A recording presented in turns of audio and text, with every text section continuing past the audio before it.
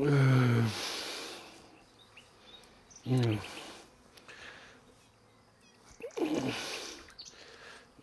Ah, vous êtes là? Ah, salut. Bien, bien.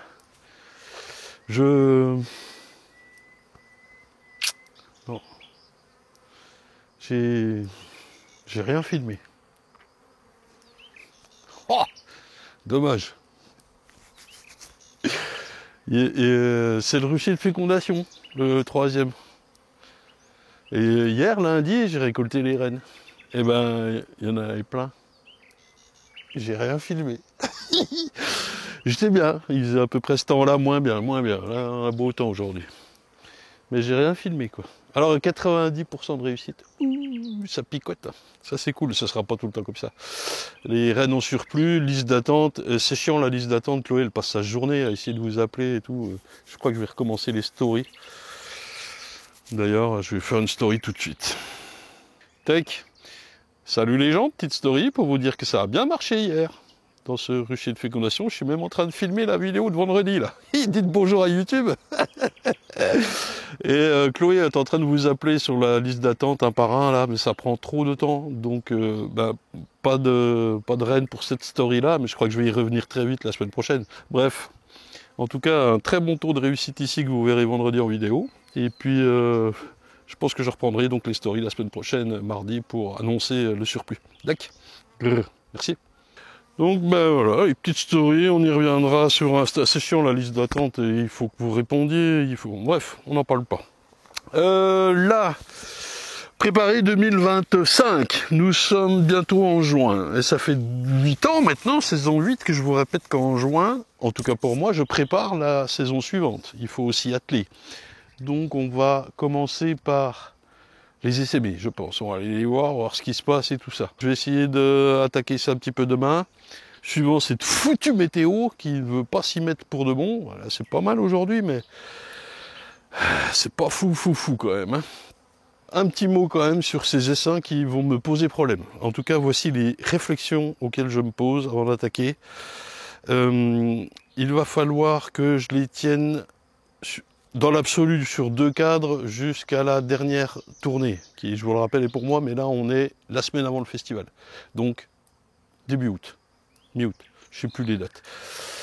Je peux les monter sur 3 cadres progressivement, 4 cadres, 3 en juin, 4 en juillet, mais aller chercher une reine quand il y a 4 cadres, c'est pas pareil que quand il y a 2 cadres, vous voyez, c'est plus compliqué. Il y a un autre phénomène aussi, c'est que je dois dégonfler mes ruches de production qui là sont sur 10, enfin 9 plus un cadre à mâle. Le cadre à mâle, je vais l'enlever, je le réserve au frais pour le printemps prochain, c'est pas un souci.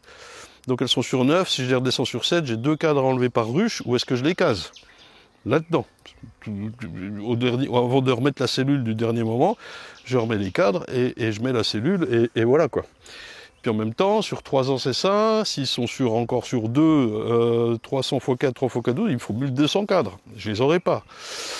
Voilà les problématiques que ça me pose. La troisième problématique, donc il y a la taille, il y a comment je les rempichote et je vide les ruches. La troisième, c'est le varroa. Comment je vais m'occuper de ça, sachant que je vais avoir des encarts pour traiter à l'acide oxalique. Il y a des périodes où il n'y a pas de couvain entre chaque reine. Mais c'est, voilà, il faut que je réfléchisse vraiment à ça. Je vous avoue que je ne me suis pas penché pour l'instant. Il y a le fait que c'est pas trop le cas ici, puisque le rucher de fécondation est à 200-300 mètres, mais ça peut arriver quand même.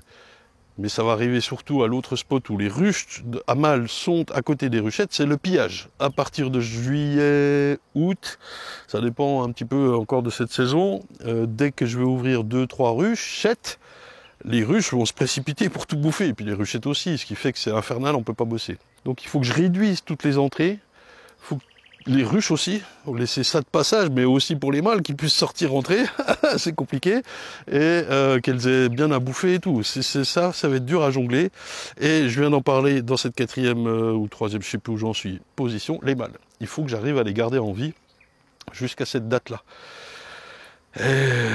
Voilà les questions qui me taraudent en ce moment. Je n'en parle pas plus cette semaine, mais j'y reviendrai parce qu'il faut vraiment que je me creuse la tête pour être sûr de ne pas louper mes fécondations finales.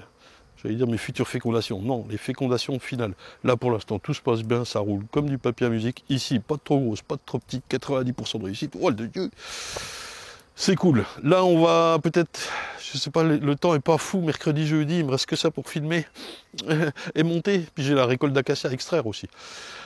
Je vais essayer d'aller voir quelques SME et voir ce qu'on peut y faire, probablement les réduire pour qu'elles repartent, qu'elles reboussent. Et là, je peux déjà garder des cadres. Ouais, bref, de l'apiculture, quoi. Un petit message à Fred, à côté de Mont-de-Marsan. Il se reconnaîtra. Il m'a envoyé un mail hier, lundi. Merci Fred pour ton mail, qui m'a énormément touché. Et il faut le savoir, Fred est en grande difficulté physique. Il est apiculteur. Il était apiculteur, je sais pas comment on dit. Avec une quarantaine de ruches, plus son job à côté, c'était sa passion et tout. Et puis là, grande maladie, incurable, fauteuil roulant, catastrophe quoi. Courage Fred, peut-être que je viendrai te voir, un de ces quatre, juste par plaisir. Voilà. Merci pour ton mail, on tire bon la barre quoi. Allez, générique.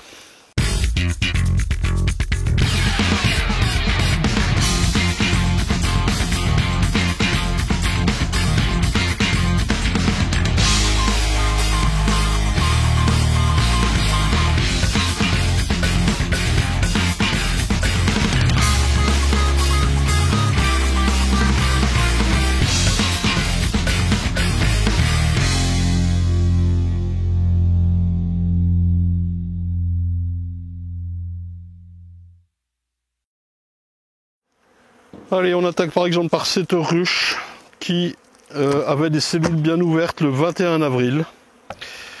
Donc ça fait plus d'un mois. Je suis pas passé m'en occuper, j'avais pas le temps, puis pour en faire quoi? Le but du jeu, et donc pour 2025, ça va être de régulariser tout ça. Remettre tout à propre. Il faut se fixer des objectifs. Qu'est-ce qu'on veut finalement? Moi je veux hiverner une reine que je connais. C'est pas le cas ici, puisque là on a une F2. Si ça a marché, hein, si elle a refait une reine. Et d'origine inconnue, je connais la F1, donc oui, ça faisait partie des 63 gailles. Et donc je veux pas une F2 d'une gaille, quoi, c'est pas possible, quoi.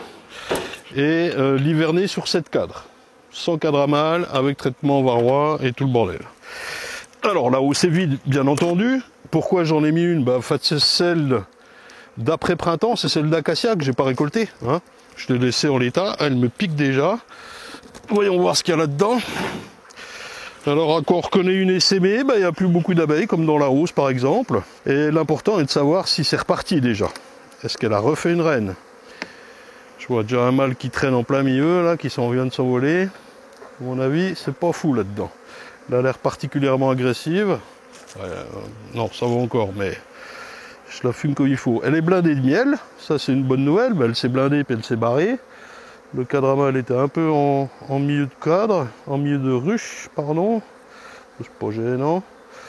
On va aller voir si elle a refait une reine. Il y a l'air d'avoir un petit peu d'abeilles quand même. On commence là par un cadre de miel. Ensuite, un autre cadre de miel, avec du pollen un petit peu. Et ça c'est cristallisé ou bien ça va? On dirait qu'elle a fait un peu d'acacia là-dessus. C'est bien, on va lui laisser. Ça c'est pas trop mal, c'est tous les cadres que je pourrais utiliser plus tard. Hein. Au niveau des mâles, voilà, voyons, on a. Alors tiens, une trace de cellule bien ouverte ici. Voilà, on va aller voir s'il y a des œufs et du couvain, hein, ce qui signifiera qu'elle a refait une reine. Ça, 24 jours pour faire un mâle, ça aurait été pondu, on est le 28. Le 3-4 mai, pardon, si ça n'est aujourd'hui, c'est pas le cas, ça a été pondu après. J'aurais du mal à dire de quand ça date finalement. Il faudrait voir l'état d'une nymphe. Est-ce qu'ils sont prêts à naître? Non. Donc ils sont quoi, 12-13 jours là? Facile. Donc elle a refait une reine assez vite finalement. Là je suis à peu près sûr de trouver une reine. Hop. Donc voilà, Benko, il y a du couvain, des traces de cellules. Du passé. Je regarde au soleil, je n'ai pas d'œuf sur ce cadre. Alors est-ce qu'elle aurait essaimé plus tardivement en fait? Ce qui n'est pas exclu. Alors là sur ce cadre j'ai des œufs. Il y a donc une reine non marquée qui a été faite là cette année et qui recommence tout doucement à prendre possession de la ruche. Je le disais, c'est une F2 Donc une fille de la colonie qui était là avant, de la reine qui était là avant. Je vérifie mon couloir. Hein. Et qui était vraiment pas folle. Plutôt très agressive. Et que je ne garderai pas. Alors là-dessus, vous avez plusieurs options. Hein. Vous pouvez trouver la reine, la marquer et la garder. Il ne faut pas trop se fier à son état à ce moment-là. Je veux dire, il n'y a pas beaucoup d'abeilles, ça recommence à pondre. Et donc il y a une reine qui a repris possession, les abeilles sont à peu près calmes. Il fait beau aujourd'hui, il y a enfin un peu de butineuses qui sortent. Et pas beaucoup d'abeilles qui sont contentes d'avoir des phéromones royales. Sous-entendu, elle est calme. Elle est calme. Mais on en reviendra de ça quand on est parti en pleine bourre, qu'elle est énorme et puis qu'elle vous agresse partout, quoi. Je connais moi ça. Ça ne m'intéressera pas. Elle me refait déjà une cellule ici. Voilà. Fantastique. Donc elle a essaimé, elle va chercher à se rebarrer, quoi. Non mais c'est ça, il faut absolument supprimer. Faites attention aussi quand vous faites des essaims avec des cellules comme ça. Vous multipliez les essaimeuses. Mon Dieu de Dieu. C'est une catastrophe. Là voilà la reine. Hop. Ici là même. Et ben, j'en ai une dans la voiture de reine là. Issue de lundi, je vais probablement pas garder celle-là immédiatement. C'est-à-dire que je vais changer de là. Parce que je sais pas où caser ma reine d'ailleurs. Et puis j'enlève les vieux résidus de cellules là. Et puis ça m'intéresse pas de garder du tout, quoi. On peut aller voir un peu plus loin. Donc là on aurait pu la garder, la marquer. Ou pas d'ailleurs, la marquer c'est pas obligé. Hein. On aurait pu l'enlever, mettre une cellule. On aurait pu faire quoi d'autre? Faire ce que je vais faire là, donc enlever la reine et mettre une reine à soie. Alors pour les changements de reine, vous connaissez, elle me pique les bras. Soit vous orphelinez et vous repassez au bout de entre 2 et 5 jours pour casser les cellules royales et vous introduisez votre reine. Soit vous faites comme là, c'est-à-dire que j'enlève la reine et je mets la nouvelle tout de suite. Ce que je vais faire là. Soit vous remettez une cellule, soit quoi d'autre? Vous pouvez laisser la reine avec le petit ergot de la cage neuve fermé là pendant 5-6 jours. Vous passez, vous cassez les cellules royales et vous libérez la reine. Juste vous cassez l'ergot. Et après, elle mange le candy pour la libérer. Bon, ça c'est les changements de reine. Ceux qui reçoivent une reine, là vous avez une petite vidéo qui explique ça vite fait. Hein. Il n'y a pas 36 secrets. Bon, j'essaie de nettoyer un petit peu, voilà.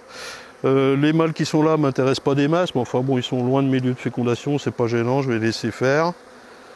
Pour l'instant, je referme comme c'est, je pourrais enlever ce cadre-là, mais une partoche éventuellement. Pour l'instant, je vous dis, je change juste la reine et je laisse sur 10. Je viendrai réduire un peu plus tard. Et on n'est que le 28 mai, il y a encore un peu de temps quand même, du calme.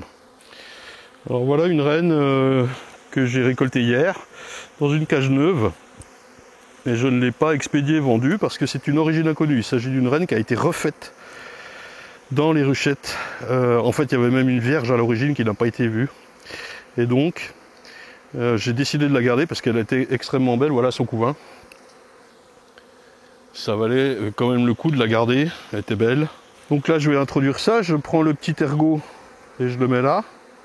Je vous dis, vous pourriez le laisser en place et laisser ça comme ça, en refermant peut-être avec le nourrisseur à l'envers, sans la hausse. Là j'ai la hausse, ça sert à rien, mais pour que les abeilles s'habituent, vous repassez 5-6 jours après, vous cassez les cellules royales qu'elles auraient refait, et là seulement vous enlevez le petit ergot, vous le mettez là comme une brindille, et on introduit. Là, moi je fais le changement de reine direct, vas-y.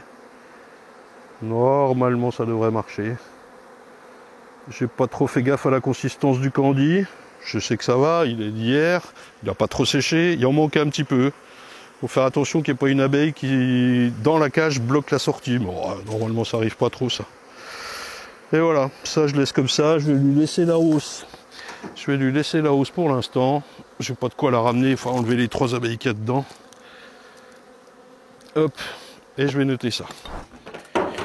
Alors toujours parmi les 63 gailles, j'avais cet engin là, c'est sa première hausse, hein, je l'ai mis là après l'acacia. Elle ne s'est jamais réellement développée, je vois d'ailleurs en dessous qu'elle est sur 7 ou 8 cadres. Je vais quand même vérifier qu'elle n'est pas essaimée, mais aussi vérifier que bah, c'est vraiment de la merde. Voilà quoi. Et donc ça, bah, c'est bien, elle est déjà sur 7 pour l'hiver. Hein. Et voilà tout ce qu'elle m'a fait en une saison. Donc ça, c'est des rennes achetées à un éleveur européen ultra réputé.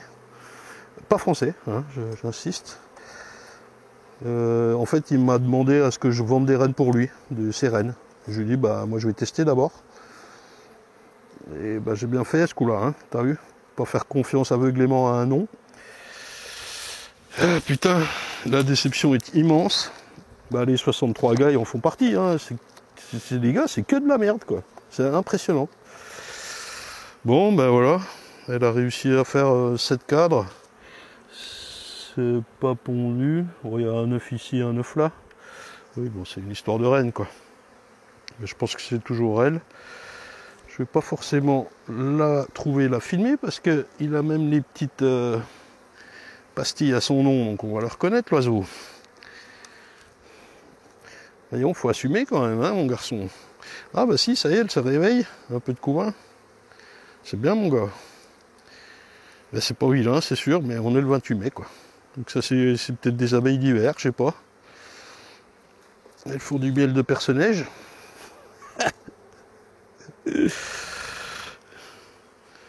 Ouais, quelques mâles.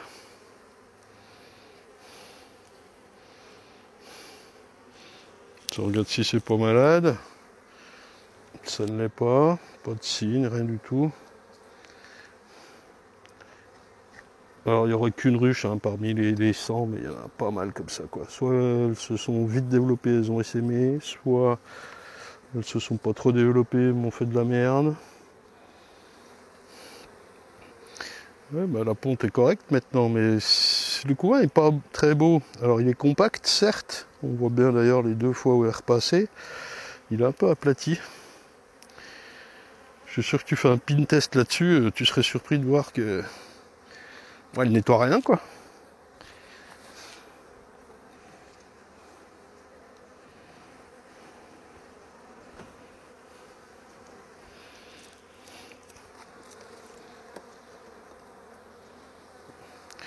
Voilà la reine, bon ça va, elle a perdu sa petite pastille. Donc c'est bon. Oh, puis c'est pas un remérage, elle a pas essaimé, hein, je sais. Elle avait un... Hop, il est là. Un aimant rouge sur le toit pour dire qu'il y a un problème depuis le début. Ouais, putain. Voilà le genre de colonie qu'on ne veut pas. Bah pour faire quoi. Donc celle-ci, je pourrais tenter une cellule par exemple. Hein. J'arrive, j'enlève la reine, je mets une cellule à moi. Pourquoi pas. Ou une reine fécondée. On verra. C'est tout ce qui va se passer là, courant juin, juillet un petit peu. Hop. Je vais fermer ça. Je ne l'ai pas marqué, ça sert à rien, je vais la retrouver vite. Et voilà, c'est tout ce qu'on va faire courant juin. Préparer 2025. Faire le tour de toutes les ruches. On va leur laisser faire du miel. Toutes les ruches pour moi qui sont destinées à faire des mâles sont là en état et ça va bien. Toutes les gailles, les 63 qui sont un peu ici et de l'autre côté là-bas, loin, loin, loin, on va s'en occuper. Je n'ai que mardi après-midi pour filmer quelque chose avec du beau temps. Mercredi pluie, jeudi pluie. C'est ce qu'ils annoncent, hein, à moins que j'ai le temps de ressortir. Donc on va s'arrêter là.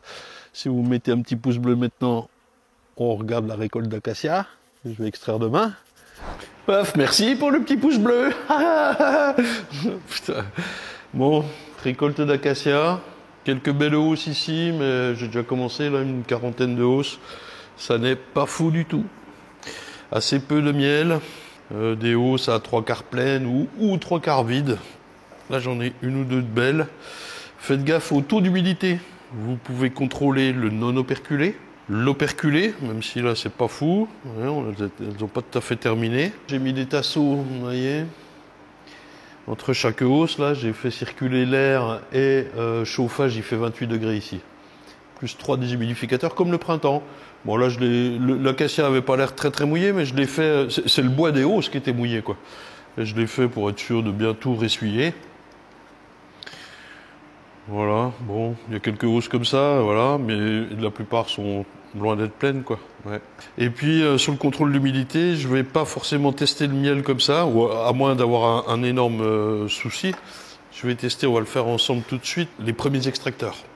Je rajoute quand même que ce n'est pas parce qu'elles n'ont pas totalement operculé un cadre, ou les cadres, qu'on ne peut pas récolter le miel. Il y a beaucoup de gens qui sont passés ici à la boutique, avec qui on a discuté, qui m'ont dit elles n'avaient pas operculé, j'ai pas récolté. Mais elles n'ont pas operculé parce que ça a arrêté de mieler, et donc elles n'ont pas rempli l'alvéole, et donc elles ne la ferment pas. Elles vont operculer quand c'est plein. Mais ça ne veut pas dire que le miel n'est pas bon. Et au pire, s'il est encore un petit peu mouillé, on sait le déshumidifier avec un déshumidificateur, un peu de chaleur, une pièce fermée, et ça marche, quoi. Donc il ne faut pas forcément attendre qu'il soit operculé pour récolter, quoi. Bah sinon, là, je récoltais rien, moi, par exemple. Je veux dire, par exemple, bon, on a ce cadre-là qui est sorti, mais il y en a une toute petite partie qui est operculée, et encore, c'est pas tout à fait terminé, et tout le centre et tout ça, c'est pas operculé, quoi. Si je regarde, je sais pas moi, un autre au pif, et ben là c'est pareil, c'est operculé quand même tout au-dessus, machin, mais au milieu c'est pas operculé. Ça veut dire que c'était pas plein, quoi. Et puis ça fait rien. Et le taux d'humidité dont on doit être à 18, il n'est pas forcément à 18 quand c'est operculé, et pas forcément à 18 en dessous, au-dessus, hein, quand c'est non operculé. Tout ce qu'on peut faire, nous, c'est descendre le non operculé pour avoir une moyenne de 15, 16, 17, maxi 18. Voilà. Une année très pluvieuse, c'était quoi, 2021 ou même avant? J'avais de l'operculé à 20 et voire 21, j'avais même noté sur les cadres. Et donc la seule solution à ce moment-là, c'est de baisser le non-operculé et de faire une moyenne de 18. Quoi. Bien sûr, c'est quand on a beaucoup de ruches aussi que ça, beaucoup de miel, quoi. Ça vaut le coup. C'est sûr que si vous avez une hausse, 4 hausses, faites gaffe en tout cas qu'il soit bien sec, quoi. Hop, voilà les premiers kilos de miel d'acacia. Je vais directement piocher là-dedans, disais-je. Je me suis doté d'un petit contrôleur électronique là, dispo sur le site.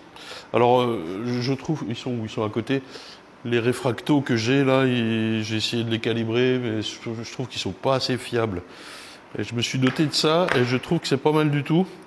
Vous mettez votre goutte de miel là-dedans, vous refermez, et vous appuyez une fois sur Read.